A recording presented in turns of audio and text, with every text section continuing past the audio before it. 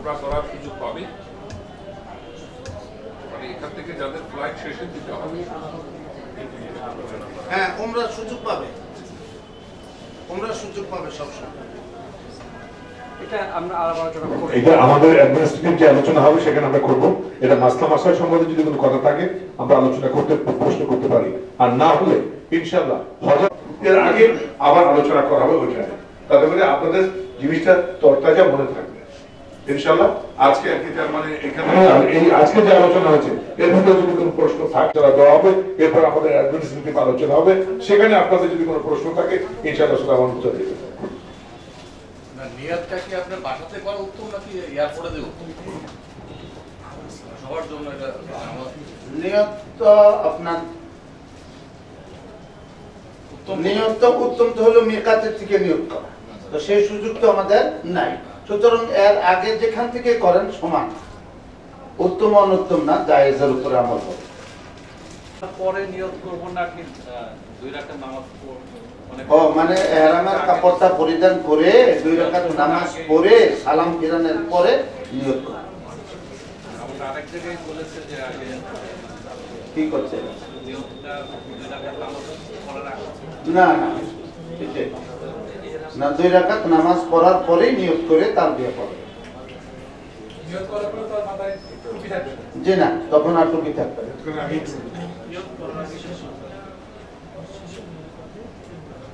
আর কারো কোনো প্রশ্ন আছে? তো ঠিক আছে, আমরা দুরূদ শরীফ পড়ি। আল্লাহুম্মা সাল্লি আলা মুহাম্মাদিন ওয়া আলা আলি মুহাম্মাদ কামা সাল্লাইতা আলা ইব্রাহিম ওয়া আলা আলি ইব্রাহিম ইন্নাকা হামিদুম মাজিদ। اللهم بارك على محمد وعلى آل محمد كما باركت على إبراهيم وعلى آل إبراهيم إنك حميد مجيد. الحمد لله رب العالمين والصلاة والسلام على سيد المرسلين وعلى آله وأصحابه أجمعين. ربنا ظلمنا أنفسنا وإن لم تغفر لنا وترحمنا لنكونن من الخاسرين. ربنا آتنا في الدنيا حسنة وفي الآخرة حسنة وقنا عذاب النار. اللهم ارزقنا حجا مبرورا وسعيا مشكورا والتجارة لن تبور يا رب العالمين. আল্লাহ তোমার দাওয়াতি মেহমানদেরকে নিয়ে তোমার শাহী দরবারে হাত পেতেছিলে মাওলা। আসরের পর থেকে নিয়ে পর্যন্ত হজ উমরা সংক্রান্ত বিষয় নিয়ে আলোচনা করা হয়েছে।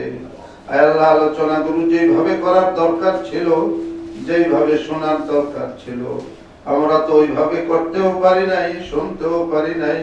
ভুল ত্রুটি মাফ করে দিয়ে মাওলা আমাদের আলোচনাগুলো তুমি তোমার শান মোতাবেক কবুল করে নাও। আয় আল্লাহ, এর তোফা এই মুহূর্তে তোমার হাবিবের রওজায় ধারে পৌঁছায়া দাও। হযরতে আদম আলা নবিয়িনা আলাইহিস সালাতু ওয়াস সালাম থেকে নিয়ে আজ পর্যন্ত যত মুমিন মুমিনাত দুনিয়া থেকে চলে গেছেন, আমাদের তোফা মাওলা সবাইকে নসিব করে দাও। আয় আল্লাহ, বিশেষ করে এই ট্রাভেলসের প্রতিষ্ঠাতা নাসির সাহেব দুনিয়া থেকে চলে গেছেন। আয় আল্লাহ, আমাদের হাদিয়া মরহুম হাজী সাহেবকে তুমি নসিব করে দাও। ওনার কবরকে জান্নাতের বাগান ও টুকরা বানিয়ে দাও। আয় আল্লাহ, এই ট্রাভেলসকে তুমি কবুল করে নাও। তারা যে তোমার মেহমানদের খেদমত করতেছেন, খেদমতকে কবুল করে নাও। আয় আল্লাহ, এই বছরের কাফেলাকেও তুমি কবুল করে নাও। হজ উমরার যাবতীয় কাজগুলো মাওলা তুমি সহজ ও আসান করে দাও। যেভাবে করলে তুমি খুশি হবে, আমাদেরকে ওইভাবে তোমার কুদরতি হাত দিয়ে ধরে ধরে করাইয়া দিও মাওলা। সবাইকে সুস্থ রাখিও, সুন্দর রাখিও, নিরাপদে রাখিও। কোথাও যেন কোনো সমস্যার সৃষ্টি না হয় মাওলা। তোমার মেহমান হিসেবে তুমি কুদরতি করে উঠাইয়া যাবতীয় সফরে সবাইকে তুমি হেফাজত করিও মাওলা। আয় আল্লাহ, তুমি দয়া করে মায়া করে আমাদেরকে নবজাত শিশুর মতো নিষ্পাপ বানাইয়া দিও। সোনার মদিনার জিয়ারত নসিব করিও। স্বপ্ন যোগে তোমার হাবিবের দিদার নসিব করিয়া দাও। তোমার হাবিবের নুরানি তরিকা ও সুন্নাহ মোতাবেক যেন জীবন যাপন করতে পারি সেই তৌফিক তুমি দান করিও।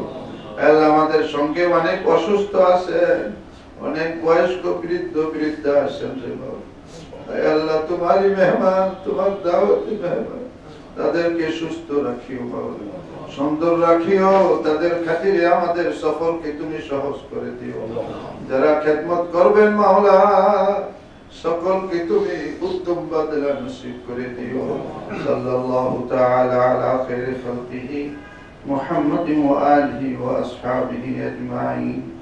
আমিন আমিন برحمتك يا أرحم الراحمين। সম্মানিত সভাপতি, আমাদের এখন আপনাদের সামনে সংক্ষেপে কিছু কথা রাখবেন আমাদের ডাইরেক্টর আবুল হাশিম ভাই। لبيك اللهم لبيك لبيك لا شريك لك لبيك إن الحمد والنعمة لك الملك لا شريك لك।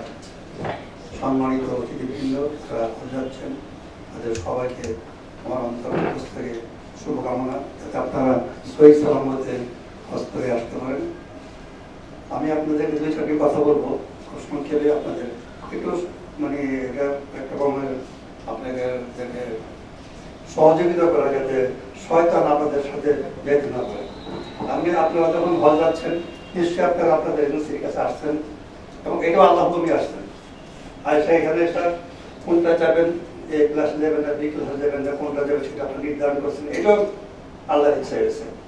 আমি মনে করি সবকিছু আল্লাহর ইচ্ছা আপনারা আসছেন এবং আল্লাহর ইচ্ছা আপনারা যাবেন। আপনারা যাচ্ছেন এখান থেকে এনজেল ফাউন্ডেশনের মাধ্যমে টিকিট পাচ্ছেন, ভিসা পাচ্ছেন, সব কিছু পাচ্ছেন। আর দুনিয়া যাবে সে কিন্তু ভিসা লাগবে না, টিকিট লাগবে না, কিছু লাগবে না, সে হলো শয়তান। আপনারা নিজের দিকে বসে থাকবে যাতে আপনাকে আন্দাজ ওইটা কিছু না কিছু একটা গন্ডগোল লাগাইতে হয়, যাতে আপনার হজটা সুন্দরভাবে না হতে পারে।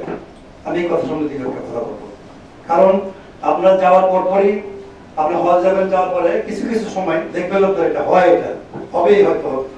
এক জায়গায় নামাজ পড়তেছেন মক্কা শরীফে, আপনি পাশে একজন বাঙালি ভাষা পাইলেন, কেমন আছেন, ভালো আছেন, কত দিয়ে আসছেন, কত টাকা আসছেন, এটা কিন্তু এটা বয়ে ফেলা ভালো। আপনার কাছে 12 লাখ টাকা গেছে, বললাম 8 লাখ টাকা আইলো, উনি কিন্তু কানের ভিতরে শয়তান ঢুকিয়ে দিল আপনাদের। আপনি এসে আপনার জন্য বললেন ভাই উনি তো 8 লাখ টাকা, আমি 12 লাখ এলাম, এটা কেমন কথা বলছি?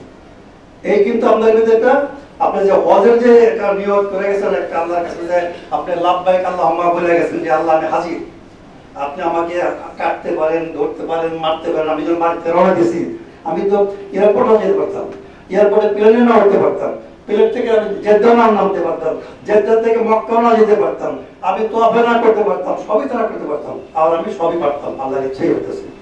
যার জন্য শয়তান যাতে আমাদেরকে বিচলিত করতে না পারে সেই দিকে আপনারা বিশেষ করে লক্ষ্য রাখবেন।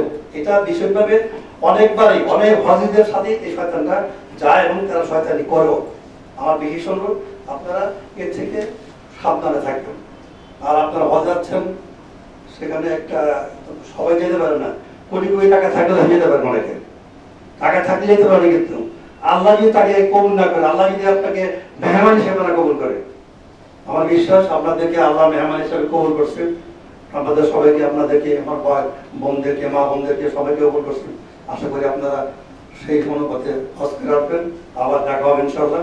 আমি এইটুকু শুধু বললাম যে আপনারা সাবধানে থাকবেন, আপনারা কোনো কিছু হবে কোনো কথায় কারোর কথায় কোনো কিছু করতে হবে না, আপনারা গেছেন আল্লাহর ইচ্ছা, আল্লাহর জন্য। আপনার কিন্তু কয়েকটা হজই আছে প্রতিষ্ঠান, একটু বলি, কয়েকটা মাত্র হজ প্রতিষ্ঠান আছেন যারা গাড়ি রিজার্ভ রাখে। আল্লাহ আমি কয়েকবার হজ করছি, আমি 2-3 বার হজ করছি, কিন্তু কোনো গাড়ি পাইতাম না। ওই যে ইয়ের গাড়ি কি বলো, মহলের গাড়ি থাকে, তার জন্য আপনার আসেন এই গেলাম, আমার বাপ হয়ে গেছি, ডাক্তার আগে আমি ভীষণভাবে গন্ডগোল করতে। কিন্তু এইটা বিগত আমাদের যে প্রতিষ্ঠান আসিস সাহেব এটা করে দিয়ে গেছিলাম, সে প্রথম থেকে হজ আপনাদের সময় এত আরামের হজ খুব কম জায়গায় হয়, আপনাদের জন্য গাড়ি রিজার্ভ থাকবে। যে গাড়ি আপনাকে মিলাই নিয়ে যাবে, সেই গাড়িতেই সবকিছু করবে, সেটা আমাদের সিও সব ভেঙে সবকিছু করবে। উনি শুনবেন আপনারা, আমি আর কিছু বলতে চাই না। আমি আপনাদের সবার মঙ্গল কামনা করি। আপনারা যে আশা নিয়ে আল্লাহর দরবারে যাচ্ছেন, আল্লাহ যেন আপনাদের কবুল করে। আর আমাদের জন্য দোয়া করবেন, আমাদের এই প্রতিষ্ঠানের জন্য দোয়া করবেন, আমাদের প্রতিষ্ঠানের যে প্রতিষ্ঠাতা ছিলেন বরং নাসিরউদ্দিন সাহেব, তার জন্য দোয়া করুন। সবাইকে আমার আবারও সালাম জানিয়ে, আমার যদি কথার মধ্যে কোনো ভুল করি না থাকে আপনাদের ক্ষমা চাচ্ছি, আমার ক্ষমা করে দিবেন। আসসালামু আলাইকুম ওয়া রাহমাতুল্লাহি ওয়া বারাকাতুহু। এখন আমাদের মনে পড়ব অ্যাডভান্সিটি আলোচনা এবং সিও আপনাদের সামনে পেশ করবেন। এরপরে যদি কোনো প্রকার দরকার হয় আপনারা নোট করে রাখেন, মাঝখানে কোনো প্রশ্ন না করে নোট করে রাখবেন। কোনো বিষয়ে যদি জানার দরকার থাকে ওর বক্তব্য শেষ করে পরে আমরা বিষয়ের দিকে আলোচনা আছে আমরা করবো, কারণ প্রশ্ন থাকে উত্তর দিব। ঠিক আছে স্যার? আসসালামু আলাইকুম।